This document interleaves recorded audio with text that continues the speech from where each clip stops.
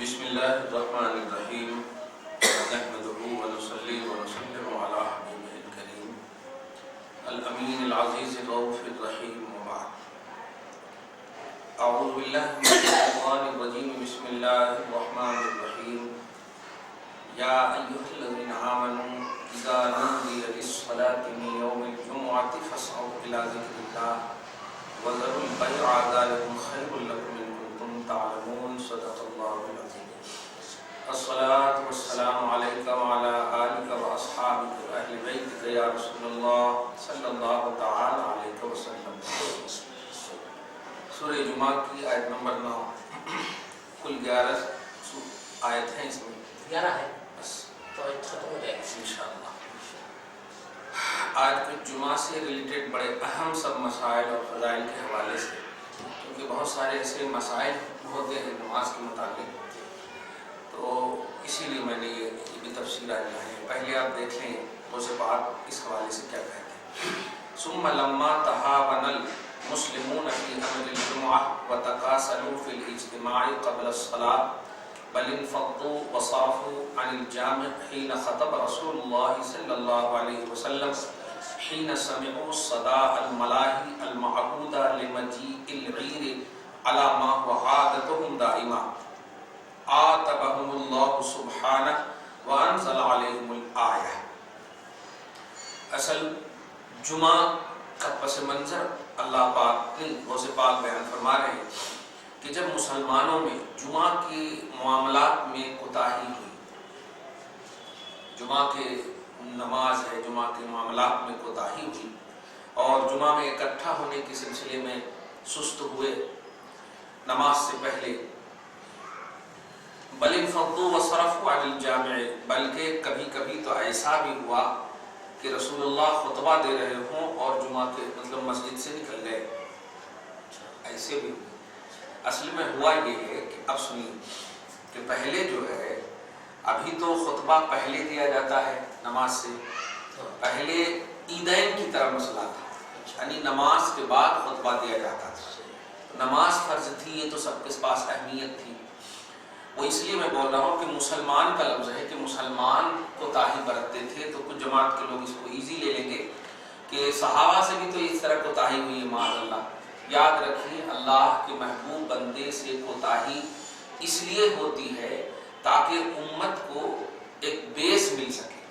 جیسے حضرت عمر فاروق سے رمضان کے مہینے میں اور دیگر صحابہ سے رمضان کے مہینے میں کوتاہی ہوئی بیوی سے ملنا، جبکہ بیوی سے ملنا حرام تھا، لیکن جب کوتاہی ہوئی تو اللہ نے آیت اتار دی، ان کو ڈانٹو مت، میں اب ان کی وجہ سے سب کو اجازت دیتا ہوں۔ تو دیکھیں کبھی کبھی اللہ کے محبوب بندوں سے کوتاہی اس لیے ہوتی ہے، اور صحابہ سے زیادہ کون محبوب بندے ہوں گے؟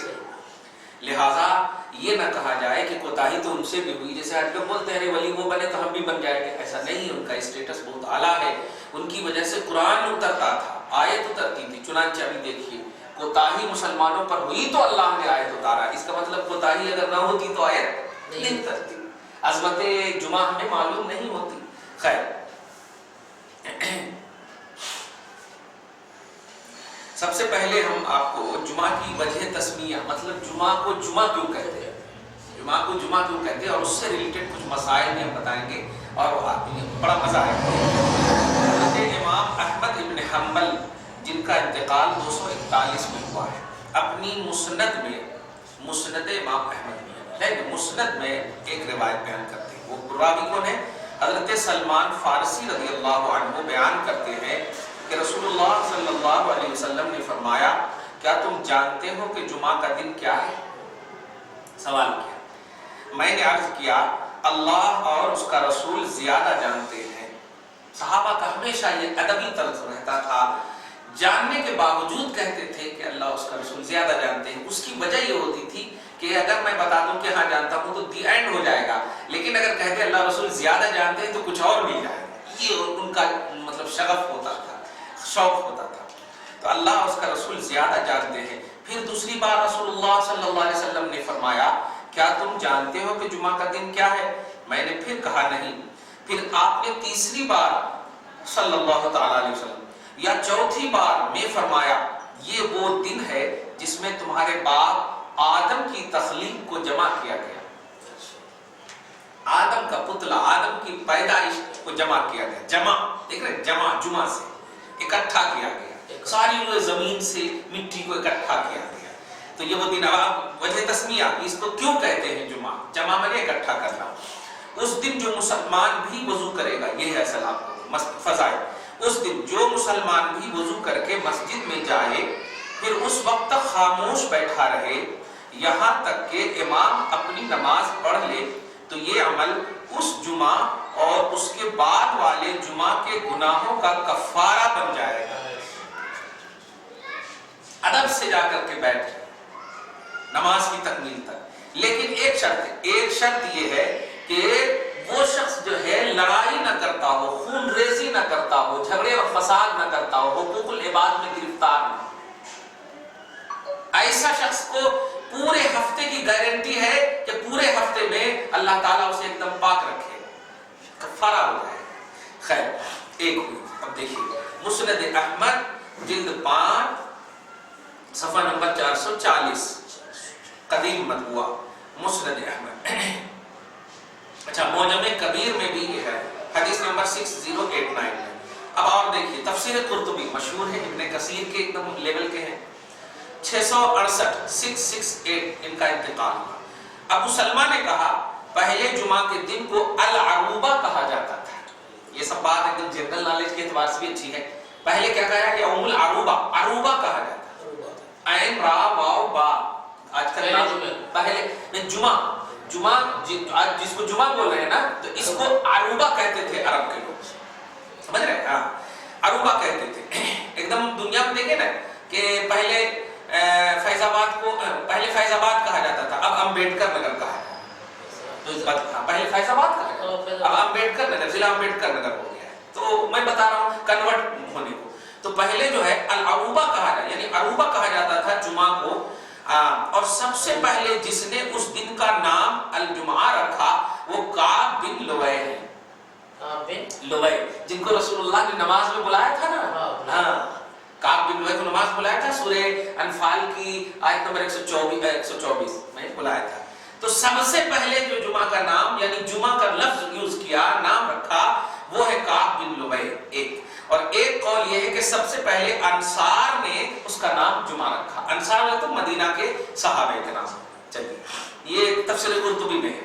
امام ابن سیرین نے کہا نبی صلی اللہ علیہ وسلم کے مدینہ تشریف لانے سے پہلے اور جمعہ کی فرضیت نازل ہونے سے پہلے اہل مدینہ جمع ہوئے اور انہی لوگوں نے اس دن کا نام الجمعہ رکھا. جمع ہوئے، جمع جیم میم آئے نا، جمعہ میں جیم میم آئے، دونوں میں جمع ہونے کی وجہ سے رسول اللہ کے تشریف لانے کے بعد مدینہ. انہوں نے کہا، اب دیکھیں بڑا بیس ہے، یہود کا بھی ایک دن ہے، یہود کا بھی ایک دن ہے جس میں وہ عبادت کے لیے جمع ہوتے ہیں، اور ہر 7 دنوں میں ان کا ایک مقدس دن ہے اور وہ السبت یعنی سنیچر ہفتہ ہے، سیٹرڈے. اور نصارہ کے لیے بھی اس کی مثل ایک دن ہے اور وہ اتوار کا دن ہے.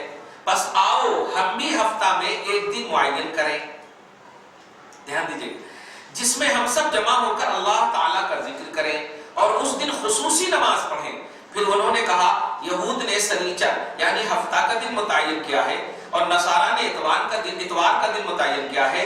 پھر ہم یوم العروبہ کا دن متعین کرتے ہیں، یوم العروبہ کا دن. پھر وہ سب حضرت اسعد بن زرارہ جن کی کنیت ابو امامہ ہے رضی اللہ عنہ کے پاس گئے اور انہوں نے ان کو 2 رکعت نماز پڑھائی اور ان کو واعظ کیا.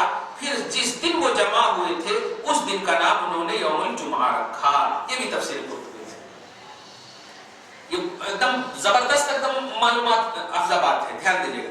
اب نماز جمعہ کے متعلق کچھ احادیث مبارکہ ہے اور پھر نماز جمعہ کے ضروری مسائل، یہ بہت ہی ضروری ہے آج کے حساب سے.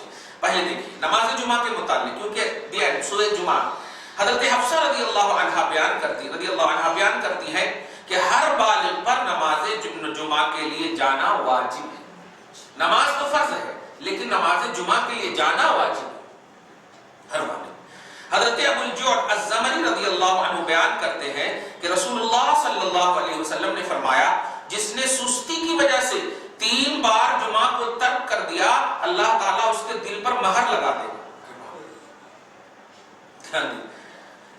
سنن ابو داود، سنن ترمذی، سنن ابن ماجہ، صحیح ابن حبان، المستدرک اور سنن بیہقی۔ سنن ابو داود میں حدیث نمبر 1052 ہے، جامع ترمذی میں 500 ہے، اور ابن ماجہ میں 1125 ہے، ابن حبان میں 2786 ہے، مستدرک حاکم جلد اول صفحہ نمبر 280 میں، اور امام بیہقی جلد سنن بیہقی میں جلد 3 میں صفحہ نمبر 172 میں، مسند احمد جلد 3 میں صفحہ نمبر 224 میں۔ بڑی تفصیل آج میں نے اس کو لائی ہے تاکہ امت کو بہت بھلا ہوگا انشاءاللہ۔ حضرت طارق بن شہاب رضی اللہ عنہ بیان کرتے ہیں کہ نبی صلی اللہ علیہ وسلم نے فرمایا ہر مسلمان پر جماعت کے ساتھ جمعہ کی نماز پڑھنا واجب ہے، جماعت کے ساتھ واجب ہے، ماں سوا چار کی، چار اس سے بڑھ جس کو چار جو ہے الگ ہے، کون؟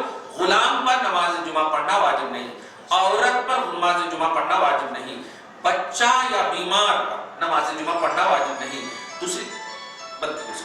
دوسری ہدایت کتاب ہے فقہ کی، اس میں یہ بھی ہے کہ مسافر اور نابینا پر بھی جمعہ کی نماز فرض نہیں، کیونکہ جانا ضروری ہے نا، اب ان کو اگر لے جانے والے کوئی نہیں ہے تو جا سکتے ہیں تو الگ بات ہے، تو نابینا پر بھی جمعہ کی نماز فرض نہیں۔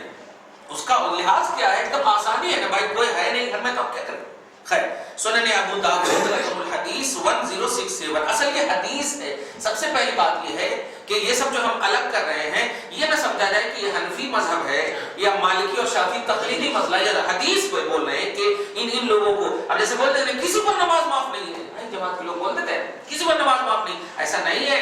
مسافر پر نماز معاف ہے، مطلب وہ نماز جمعہ کی، غلام پر نماز معاف ہے، عورت پر نماز جمعہ معاف ہے، بچہ پر نماز جمعہ معاف ہے، نابینا پر معاف ہے، اور مسافر پر۔ خیر، اب ایک اور حدیث دیکھیے بخاری شریف کی، حضرت ابو سعید خدری رضی اللہ عنہ بیان کرتے ہیں کہ میں شہادت دیتا ہوں کہ رسول اللہ صلی اللہ علیہ وسلم نے فرمایا ہر بالغ پر جمعہ کے دن غسل کرنا ثابت ہے۔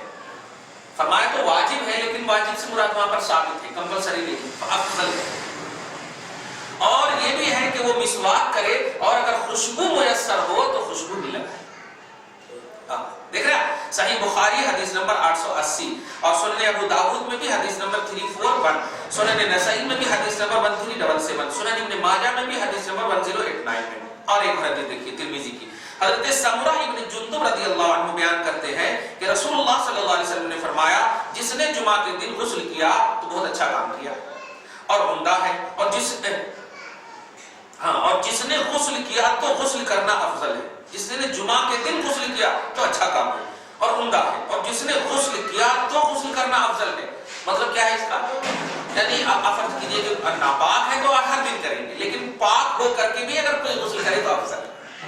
پاک تو نہیں تھے، جیسے ہمیں 5 دن 2 دن میں نہاتے، 3 دن میں کوئی نہاتے تو پاک ہے اس لیے، لیکن اگر جمعہ کے دن پاکی ہونے کے باوجود اگر کوئی کرے تو بہت اچھا ہے، خوشبو لگائے تو بہت اچھا ہے۔ خیر، حضرت ابو ہریرہ رضی اللہ عنہ بیان کرتے ہیں، ایک اور حدیث دیکھیے کہ رسول اللہ صلی اللہ علیہ وسلم نے فرمایا جس نے جمعہ کے دن غسل جنابت کی طرح غسل کیا، دیکھیے گا ناپاکی کی طرح غسل کیا، ناپاک تو نہیں تھا لیکن ویسے ہی غسل کیا، پھر نماز کے لیے گیا تو گویا اس نے ایک اونٹ صدقہ کیا، اونٹ صدقہ کیا، اور جو دوسری ساتھ میں گیا تو گویا اس نے ایک گائے صدقہ کی، 2 ہوا، اور جو تیسرے راؤنڈ میں گیا اس نے گویا سینگوں والا مینڈھا صدقہ کیا، اور جو چوتھی ساتھ میں گیا اس نے گویا مرغی صدقہ کیا، اور جو 5ویں ساتھ میں گیا اس نے انڈا صدقہ کیا۔ بس جب امام نکل آئے تو فرشتے خطبہ سننے کے لیے حاضر ہوتے ہیں، یہ دیکھیے خطبہ سننے کے لیے فرشتے حاضر ہوتے ہیں، لیکن کچھ لوگوں کو تکلیف ہوتی ہے، دیکھتے ہیں نا یہ حدیث پاک صحیح بخاری حدیث نمبر 881، صحیح مسلم حدیث نمبر 850، سنن ابو داود حدیث نمبر 351، جامع ترمذی حدیث نمبر 499، اور سنن نسائی حدیث نمبر 1389۔ دیکھیے اور 2-3 حدیث حضرت سعید بن یزید بیان کرتے ہیں کہ جمعہ کے دن پہلی اذان اس وقت ہوتی تھی، ہاں یہ بات دیکھیے گا، یہ بات اس لیے بھی میں بھی بول رہا ہوں، دھیان رکھیے گا کہ اسلام میں بدعت کا تصور کیا ہے۔ ہر بدعت گمراہی ہے، یہ بہت بڑی گمراہی ہے۔ اگر ہر بدعت گمراہی مان لیں تو ابھی دیکھیے جو حدیث میں پیش کر رہا ہوں اس حدیث سے آپ سمجھیے گا کہ ہر بدعت گمراہی ہے استغفر اللہ، تو پھر اس کے بارے میں کیا جواب دیں گے؟ دیکھیے حضرت سعید بن یزید بیان کرتے ہیں، جو بخاری کا حدیث ہے، کہ جمعہ کے دن پہلی اذان اس وقت ہوتی تھی جب امام منبر پر بیٹھ جاتا تھا. سمجھ رہے نا آپ؟ سمجھیے کہ مفتی صاحب بیٹھے ہوئے ممبر پہ، امام بیٹھ جاتا تھا. نبی صلی اللہ علیہ وسلم اور حضرت ابو بکر اور حضرت عمر رضی اللہ عنہما کے عہد میں یہی معمول رہا، یعنی یہاں تک یہی لیول رہا. ایک ہی مطلب جب بیٹھ جاتے تھے تو اذان ہوتی تھی. دھیان دے رہے ہیں آپ؟ لیکن جب حضرت عثمان کا زمانہ آیا، ان کی خلافت کا دور آیا اور لوگوں کی کثرت ہو گئی، تو مقام زورا ہے، مقام زورا پر تیسری اذان کا دوسری اذان کا اضافہ کر دیا گیا. اب ذرا بتائیے، جو لوگ بدعت کے مطلب گمراہی کے قائل ہیں، ان سے جو ہر بدعت گمراہی ہے، اب بتائیے نبی صلی اللہ علیہ وسلم کے زمانے میں صرف ایک اذان ہوتی تھی، وہی جو منبر پر ہے. جو پہلے جو اذان ہوتی ہے اندر، وہ اذان نہیں ہوتی. ابھی اپنی مسجد ہی کا ایک دم لحاظ کیجیے، جیسے اندر جو مؤذن سب دیتے ہیں وہ اذان نہیں ہوتی تھی. وہ جو منبر پر جمعہ کے دن ہم بیٹھتے ہیں اور جو اذان دیتے ہیں کھڑے ہو جاتے ہیں، وہی ایک اذان ہوتی تھی نبی کے زمانے. اور حضرت ابو بکر اور حضرت عمر تک یہی معمول رہا. اب بتائیے اس میں ایکسٹرا اور ایڈیٹنگ کا کام حضرت عثمان نے کیا، تاکہ وہ دینا پڑے کہ نہیں، اب ایڈیٹنگ کا کام عثمان نے کیا. تو کیا آپ کہیں گے کہ رسول اللہ کی اطاعت ہم کریں گے، ایک ہی اذان دیں گے؟ آج پوری دنیا میں ہر مسجد میں 2 اذان ہو رہی ہیں. اور جب نہیں، 3 تو اقامت ہے، وہ اقامت تو خیر چھوڑیے، وہ تو ہے نہیں. تو جب ہر دنیا میں ہو رہی ہے تو گویا کس پر عمل ہو رہا ہے؟ نبی کی اطاعت پر نہیں ہو رہا، ابو بکر اور عمر کی اطاعت پر نہیں، حضرت عثمان کی اطاعت پر ہو رہا. کیا مطلب ہوا کہ مسئلہ جو ہے نہیں، اسلام جو ہے سولوشن پیش کرتا ہے، جیسے حالات ہو ویسے ہی. ہاں، اور اسی کو بدعت کہتے ہیں کہ جو نبی نے نہیں کیا، لیکن نبی کے خلاف بھی آپ نہیں کر رہے ہیں، کہ نبی بھی اگر ہوتے تو نہیں کرتے. جیسے حضرت عائشہ کے پاس عورتیں گئی تھی، کیا کہ عورتوں کو مسجد میں دیکھو عائشہ، لوگ منع کر رہے ہیں، عبداللہ ابن عمر منع کر رہے ہیں، عمر منع کر رہے ہیں، ہم کو رسول اللہ تو منع نہیں کرتے. تو حضرت عائشہ نے یہی کہا تھا کہ جو میں دیکھ رہی ہوں عورتوں سے جو سرزد ہو رہے ہیں اعمال، جو ٹیپ ٹاپ عورتیں لگا کر کے آ رہی ہیں، جو زینت کر کے آ رہی ہیں، جو میں دیکھ رہی ہوں، اگر نبی بھی ہوتے تو جیسے انہوں نے منع کیا ہے نبی بھی منع کر دیتے. عقل مندی کی بات، عقل مندی کی بات. آپ سوچئے نا، کیا گھر میں اگر کوئی بلا یا بلی یا کتے گھس آئے تو کیا ہم باپ کا انتظار کریں گے؟ ہم نکالیں گے اس کو، سولوشن ہم دیکھتے ہیں. ہم کو عقل نہیں دیا اللہ تعالیٰ نے. تو اگر ہر بدعت گمراہی مان لے تو پھر اذان ثانی جو دوسری اذان ہو رہی ہے، جو در حقیقت دوسری اذان نہیں، وہی اذان اول تھی. جو آج جو امام صاحب منبر پہ بیٹھتے ہیں پھر اذان ہوتی ہے، جس کو دوسری اذان کہہ رہا ہوں، تو وہ اذان ہی اصل اذان ہے. تو یہ اپنی مسجدوں میں ایک ہی اذان دیں جو ہر بدعت گمراہی کے قائل ہے. سمجھ لیا؟ لہذا ماننا پڑے گا کہ نہیں، جو اللہ کے محبوب بندے نیک کام کا ایجاد کرتے ہیں، جس کو بدعت کہتے ہیں، نیک کام کا ایجاد کرتے ہیں. حدیث میں آیا کہ من سن سنتن حسنتن، جس نے نیک کام، نیک طریقہ رائج کیا. رائج وہی کرتا ہے جو پہلے سے رواج نہ ہو، فاؤنڈنگ کیا. من سن سنتن تو فلہو اجرہا، اس کو بھی اس کا اجر ملے گا جو فنڈنگ کیا ہے. سمجھ رہے آپ؟ وَأَجْرُ مَنْ عَمِلَ بِهَا، اور اس کو بھی اس کا اجر ملے گا جس پر وہ لوگ، اس کے بعد والے لوگ عمل کریں گے، اس کا بھی اجر اس کو ملے گا، اور دونوں کے اجر میں کچھ کمی نہیں ہو.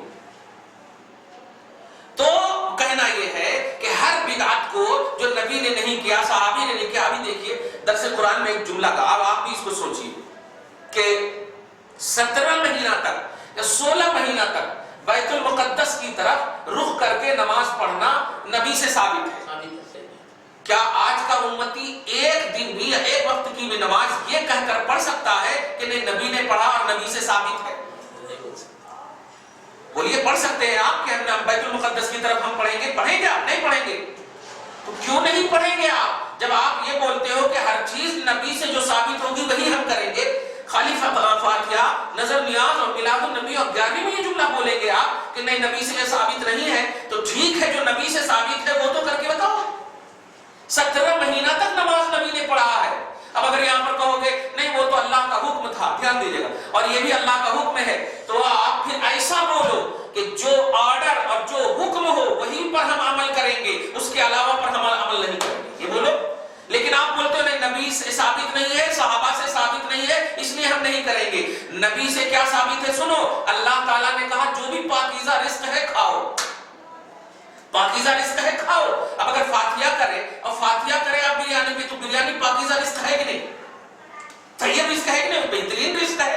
अब वो फातिया और कुरान पाक पढ़ने के बाद वो नापाक कैसे हो गई? तो अल्लाह का भी कोई ऑर्डर है। नबी सल्लल्लाहु अलैहि वसल्लम हजरत जाबिर के यहाँ वो क्या करे, जाकर के लुआबे देहन डाले और हाथ उठा करके जो दुआ की, यही तो फातिया के असल है। सही। तो नबी से भी तो ये साबित है, आप खाओ जाबिर, आप खाओ जाबिर। तो इसका मतलब वो बरकत वाले खाने पर पढ़ने का नबी ने ऑर्डर दिया, पढ़ करके खाओ तो बरकत होगी। तो नबी का ऑर्डर भी है, खुदा का भी ऑर्डर है। खुलासा ये कि जो लोग हर बिदअत के गुमराही का जुमला कहते हैं, हर बिदअत गुमराही है, वो बहुत बड़ी गुमराही में है, वो बहुत बड़ी गुमराही में है। अल्लाह ताला आपको हम सबको महफूज फरमाए। ये बात जरूर सही बुखारी की हदीस याद रखिएगा कि दूसरी आजान, पहले एक ही आजान थी जुमा के दिन, बस इतना, एक ही आजान थी। ये सेकंड आजान एडिटिंग इन इस्लाम, और आप कहते हो जो भी इस्लाम में ऐड है वो बिदअत है और हर बिदअत गुमराही है। तो फिर आप भी निकाल दो अपनी मस्जिदों से, खासतौर से जमात के लोग जो कहते हैं, निकाल दो।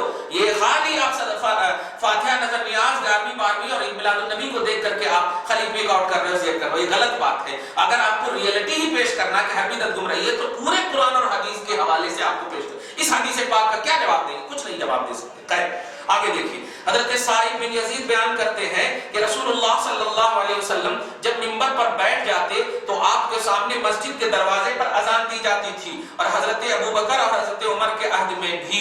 ध्यान दीजिएगा, हजरत अब्दुल्लाह इब्न उमर रदियल्लाहु अन्हुमा बयान करते हैं कि नबी सल्लल्लाहु अलैहि वसल्लम 2 खुतबा देते थे। आप मिंबर पर बैठ जाते और जब मुअज्जिन अजान से फारिग होता तो आप खड़े होकर के एक खुतबा देते, फिर बैठ जाते और कोई बात नहीं करते, फिर खड़े हो जाते, दूसरा खुतबा देते। ध्यान दीजिएगा, क्या डिटेल माशाअल्लाह। सुनन अबू दाऊद हदीस नंबर 1092, हजरत औस बिन औस रदियल्लाहु अन्हु बयान करते हैं कि रसूलुल्लाह सल्लल्लाहु अलैहि वसल्लम ने फरमाया, तुम्हारे अय्याम में सबसे अफजल जुमा का दिन है। दिनों में तुम्हारे अय्याम में सबसे अफजल जुमा का दिन है। नोट करें आप जुमला। इससे ये बात भी आप देखिए कि जो लोग ये कहते हैं कि जुमा मुबारक, अगर जुमा मुबारक, बल्कि बहुत सारे लोग कहते हैं जुमा मुबारक हराम है, जुमा मुबारक बिदअत है, जुमा मुबारक नहीं बोलना चाहिए। अब देखिए अल्लाह के रसूल क्या कह रहे हैं, सबसे बेस्ट और सबसे अफजल दिन जुमा है। तो मुबारक का मतलब ही क्या हुआ भाई? जब कोई मरता है तो नहीं बोलते हैं आपकी मुबारक हो, जब औलाद पैदा होती है तो बोलते हैं मुबारक हो, मतलब कोई गिफ्ट, कोई फजीलत की चीज हो। और रसूल खुद फरमा रहे हैं कि जुमा फजीलत का दिन है और सबसे ज्यादा फजीलत का दिन है, ऐसा भी नहीं है पूरे यहाँ। हाँ खैर, ये मतलब जहालत है, यही है, जहालत है। हाँ, इसी दिन हजरत आदम पैदा हुए, उसी दिन उनकी रूह कब्ज की गई, उसी दिन सूर फूंका जाएगा, उसी दिन सब बेहोश होंगे, सो तुम उस दिन मुझ पर ज्यादा सलाम पढ़ा करो। अरे बाप रे बाप, एक नई बात मालूम देखी, ज्यादा सलाम जुम्मे के दिन उस दिन मुझ पर, नबी फरमा रहे हैं, उस दिन मुझ पर ज्यादा सलाम पढ़ा क्या करो, क्योंकि तुम्हारा दुरूदो सलाम मुझ पर पेश किया जाता है। यहां पर भी एक सवाल आप तक कीजिए कि रसूलुल्लाह सल्लल्लाहु अलैहि वसल्लम पर पेश जो किया जाता है, कुछ लोगों को ये मुगालता हुआ कि पेश किया जाता मतलब डायरेक्ट नहीं सुनते। मैं पूछता हूं कि रसूल ने फरमाया कि पेश किया जाता, ध्यान दीजिएगा, अल्लाह ने नहीं फरमाया कि ए हबीब मैं पेश करूंगा, या साहबा ने नहीं कहा कि मैं पेश किया जाता। नबी जब खुद फरमा रहे हैं तो इसका मतलब कंडीशन भी नबी जान रहे हैं ना, तब ना, कंडीशन भी नबी जान रहे हैं। और ये भी कहा पेश कौन किया जाता है, फरिश्तों के जरिए से, वो या कंडीशन जान रहे हैं कि कौन पेश किया। अच्छा, एक और बात कि नबी पर पेश किया जाता है तो कैसे पेश किया जाता है? आपने दरूद पढ़ा, सलातो व सलाम अलैका या रसूलल्लाह, पढ़ लिया आपने, और रसूल के हदीस के मुताबिक पेश किया जाता है। अब कौन लेकर गए आपका दरूद? आप तो गए नहीं, फरिश्ते ले गए। अब जब लेकर के गए तो क्या वहां पर जाकर रख देंगे कब्रिस्तान पे, वो रोजे पे रख देंगे?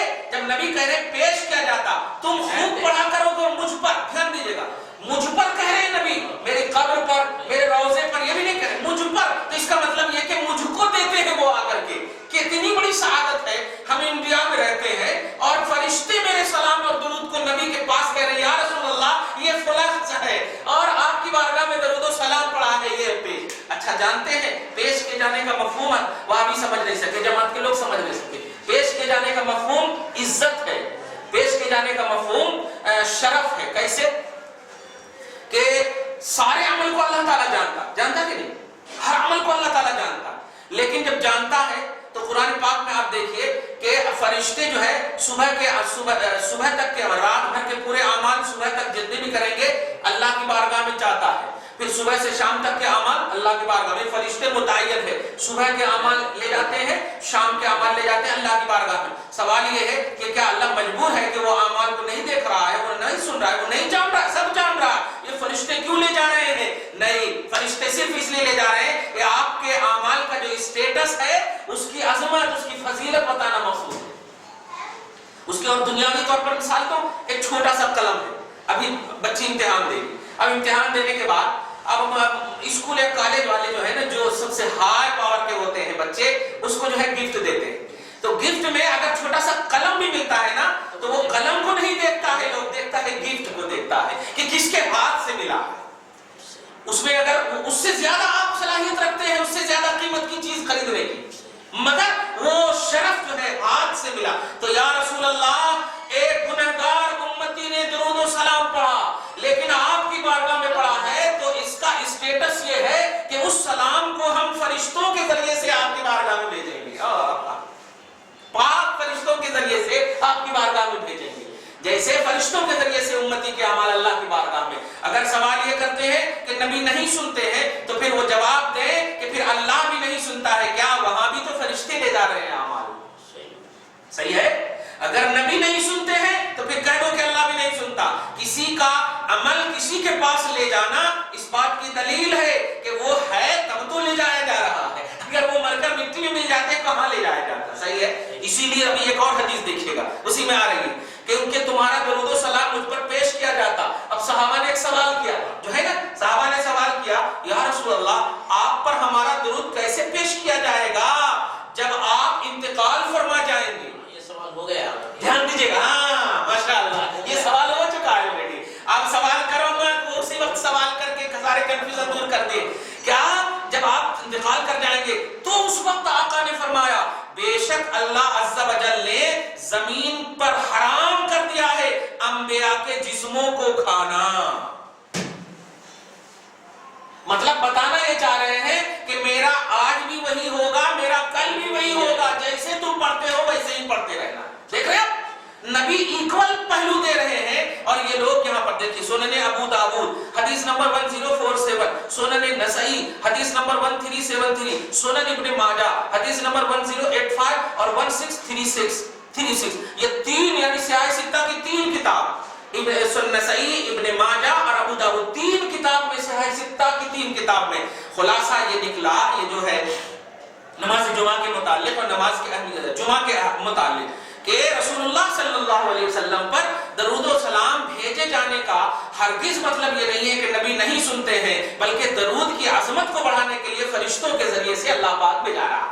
بس ایسے ہی جیسے کہ اللہ عمل کو جانتا ہے لیکن پھر بھی فرشتے ان کی بارگاہ میں لے جا رہے ہیں، اللہ جانتا ہے لیکن کرامن کاتبین سے لکھوا رہا ہے، اللہ جانتا ہے لیکن حبیب سے گواہی دلوا رہا ہے۔ یہ اسٹیٹس بتانا، امت محمدیہ کی عظمت بتانا۔ اور اگر کہتے ہو نہیں مر گئے معاذ اللہ، تو یہ سوال صحابہ نے پہلے ہی کر دیا تھا کہ انتقال کریں گے تو کیسا؟ نبی نے درود اور سلام دونوں کا ایکول جواب دیا کہ آج بھی ایسے ہی کل بھی ویسے ہی سلام پڑھا۔ آپ کیسے اعتراض کرتے ہیں کہ آج نہیں پڑھنا چاہیے ویسے، وہاں جاؤ تو یا رسول اللہ بولو، یہاں جاؤ تو یا رسول اللہ، یہ کتنی بڑی حماقت اور جہالت۔ خیر، اب نماز جمعہ کے ضروری مسائل کو تھوڑا سا سن لیجیے، بس دیکھیے گا نماز جمعہ کے ضروری مسائل۔ علامہ علاء الدین محمد بن علی محمد حسکفی متوفی 1088 لکھتے ہیں نماز جمعہ فرض عین ہے۔ فرض عین بولے تو سب پڑھنا، نماز جنازہ 10 میں سے ایک بھی پڑھ لیے تو ہو گیا، تو نماز کفایہ اس کو بولتے ہیں، نماز کفایہ، فرض کفایہ، اسے اعلان بھی کرتے ہیں نا، نماز جنازہ فرض کفایہ، یہ فرض کفایہ مطلب اگر 10 دن میں محلے کے ایک بھی پڑھ لیے تو پورے محلے والے گناہ سے بچ جائیں گے، لیکن نماز جمعہ سب پر فرض ہے۔ فرض عین اور فرض کفایہ کا مطلب نہیں ہے، سمجھ گیا؟ چلیے، تو نماز جمعہ فرض عین ہے اور اس کا انکار کفر ہے۔ نماز جمعہ کا انکار کفر ہے کیونکہ اس کا ثبوت بھی قطعی ہے قرآن سے، اور اس کی دلالت کرنے والے ثبوت بھی قطعی ہے، یعنی بالکل قرآن سے ثابت۔ نماز جمعہ پڑھنے کے جواز کی شرطیں ہیں. پہلی شرط یہ ہے کہ جمعہ صرف شہر میں فرض ہے، گاؤں اور دیہات میں فرض نہیں.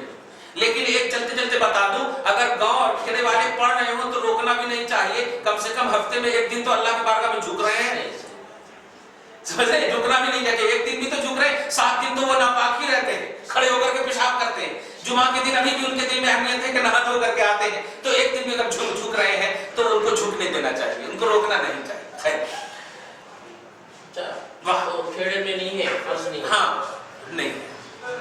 دوسری شرط یہ ہے کہ جمعہ کی نماز سلطان بادشاہ اسلام پڑھائے گا. اگر بادشاہ اسلام نہیں تو بادشاہ اسلام کے قائم مقام جو متحقق علماء مفتی متقی پرہیزگار ہے وہ پڑھائے گا، جسے ہو رہا ہے ہندوستان میں الحمدللہ. خیر تیسری شرط ہے نماز جمعہ کے لیے ظہر کا وقت ہونا، ظہر سے پہلے نہیں پڑھ سکتے. چوتھی شرط ہے نماز جمعہ سے پہلے خطبہ دیا جائے. شرط ہے نماز جمعہ سے پہلے خطبہ دیا جائے. ہاں اور ان کے درمیان بیٹھنا، جو سکر میں بیٹھتے ہیں نا تم زبردست دعا کرتے ہیں، وہ سنت ہے. وہ بیٹھنا سنت ہے. بیٹھنا سنت ہے، دعا کرنا بھی سنت ہے. دعا کرنا بھی سنت ہے، لیکن خطبہ دینا جو ہے یہ شرط ہے.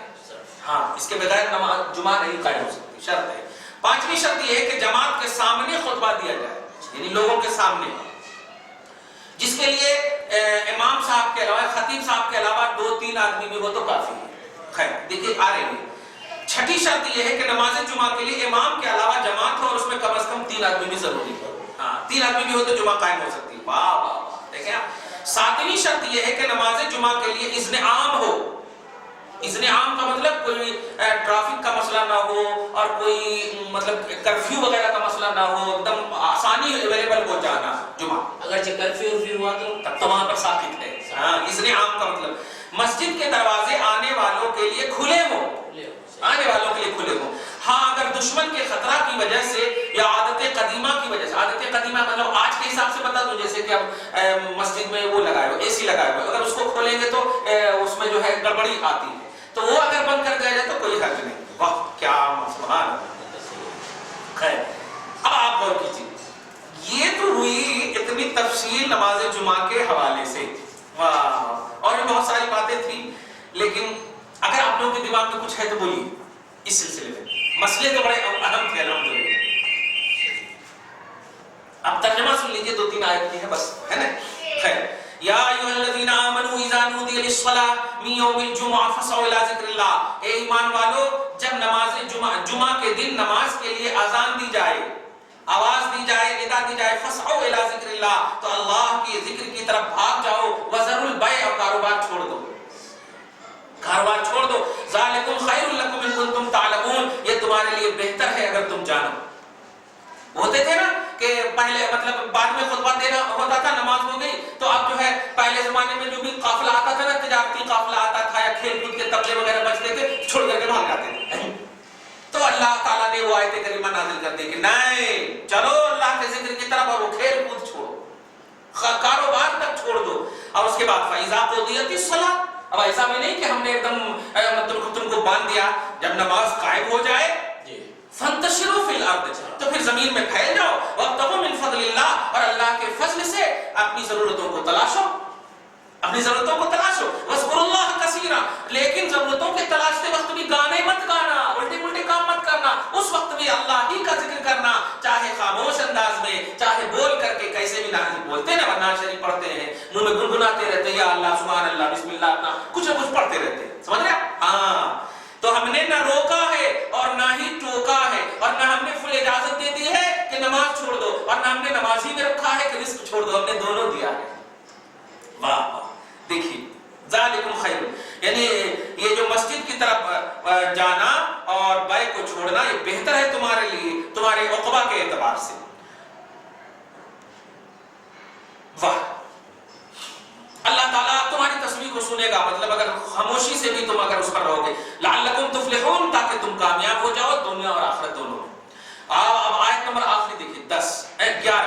وَإِذَا رَأَوْا تِجَارَةً أَوْ لَهْوًا انفَضُّوا إِلَيْهَا وَتَرَكُوكَ قَائِمًا. دیکھیے اے حبیب مکرم، جب یہ لوگ تجارتی قافلہ کو دیکھتے یا کھیل کود کی چیزوں کو دیکھتے، جو پہلے ہوتا تھا کیا، کوئی قافلہ آتا نا تو تالیاں بجتی یا طبلے بجائے جاتے تھے، جس سے معلوم ہو جاتا تھا کہ کوئی قافلہ کے لیے کوئی آ جاتا ایک پورے ایک دم چلا کر کے کیا ہے کیسے، تو ایک علامت ہوتی. تو اللہ فرما رہا ہے کہ اگر تجارتی قافلہ یا کھیل کود تبلے وغیرہ آ جائیں، یہ لوگ جب دیکھتے تو انفضوا الیہا، اس کی طرف بھاگ پڑتے، وترکوک قائما، اور آپ کو تنہا چھوڑ دیتے. بلکہ ایک مرتبہ تو ایسا ہوا، دیکھیے اللہ اللہ، ایک مرتبہ ایسا ہوا کہ حضور صلی اللہ علیہ وسلم 12 لوگ صرف سوا اسنا عشر من الرجال والنساء، 12 لوگ حضور کے ساتھ صرف 12 لوگ رہے اور سب نکل گئے. تو اللہ تعالیٰ نے ڈانٹا، اللہ تعالیٰ نے تنبیہ کیا کہ اے حبیب ان کو کہہ دیجئے قل ما عند اللہ خیر من اللہو ومن التجارہ. تم اگر جان جاؤ کہ نبی کے قدم میں رہ کر نماز پڑھنے میں کیا فائدہ ہے تو سنو، یہ اللہ کے نزدیک اتنا بہتر ہے کہ لہو العب کی چیز سے بھی بہتر ہے، تجارتی قافلہ میں تجارت کرنے سے بھی بہتر ہے. اور ایک اور بات سنا دیجئے کہ اللہ تعالیٰ نے کہا ہے کہ تلاش ہو، تو ہم تلاش میں گئے ہیں، نماز تو ہو گئی نا، خطبہ تو یہ نہیں ہے نا، یہ ہے اچھا تو وہ تو ہو گئی ہے نا. ایسا اس طرح سے اگر بولے تو کہہ دو واللہ خیر الرازقین، اللہ بہترین رزق دینے والا ہے. تم اپنی مطلب یہ کہ اپنے جسم پر، اپنی توانائی اور اپنی طاقت پر تم کو عدم سے وجود میں لانے والا کون؟ اللہ. تو تو نہیں تھا تو لایا، لانے کے بعد تیری ضرورت نہیں پوری کر سکتا، ارے تو توکل کے خلاف کر رہا. تو دونوں چیز، یہ تجارت کی طرف بھاگو بھی نہیں، یہ توکل کے خلاف ہے.